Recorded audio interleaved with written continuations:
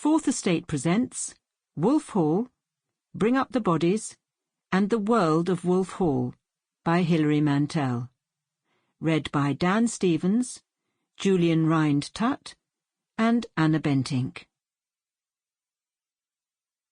The World of Wolf Hall, a reading guide to Hilary Mantel's Wolf Hall and Bring Up the Bodies, read by Anna Bentinck. The revolutionary nature of the books. The rehabilitation of Thomas Cromwell. There are few figures in British history as universally reviled as Thomas Cromwell.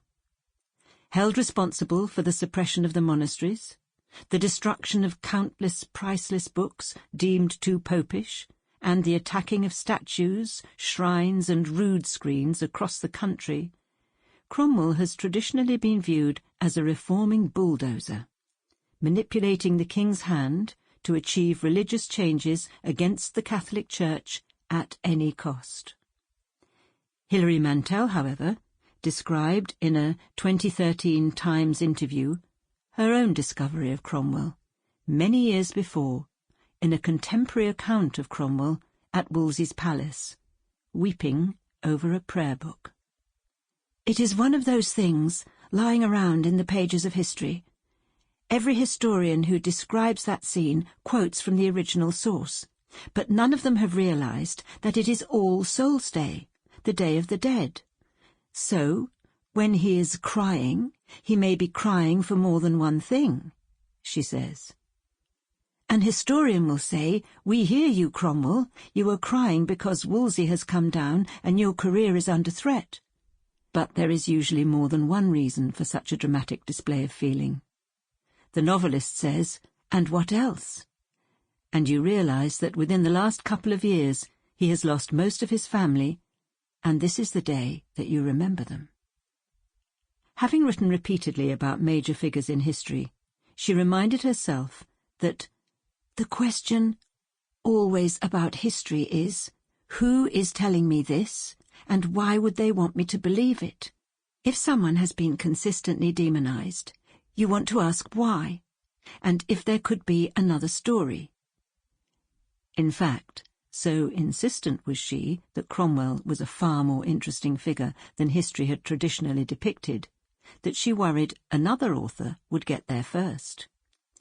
"I kept thinking someone else would write the Cromwell book, because it seemed to me a very powerful story that changed everything we thought about the Tudor court. Cromwell has been such a peripheral character in fiction and in drama. If you put him centre stage, all this familiar stuff looks completely different. I was sure somebody else would beat me to it." Cromwell has, of course, been depicted many times before. In the 1960s, the films Anne of the Thousand Days and A Man for All Seasons both portrayed Cromwell as ruthless, untrustworthy, and vindictive, while in the 2007 television series The Tudors, Cromwell displays a fiery reformist zeal. He has appeared in countless books, series, and films covering the rich historical era of Henry VIII, the man with saintly Thomas More's blood on his hands. But not until Mantel's books has he been regarded with such humanity and compassion.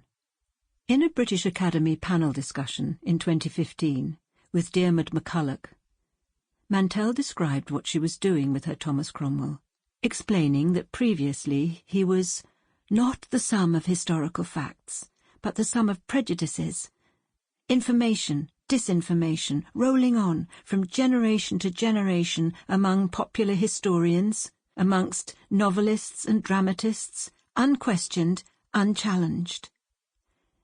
Discussing whether her version is more or less accurate than a historian's, she explained the difference between the two types of portrayal.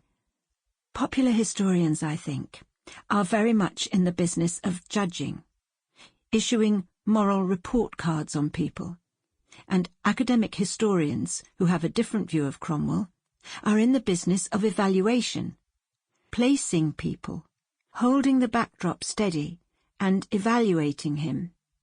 A novelist can't do either of them. Sample complete. Ready to continue?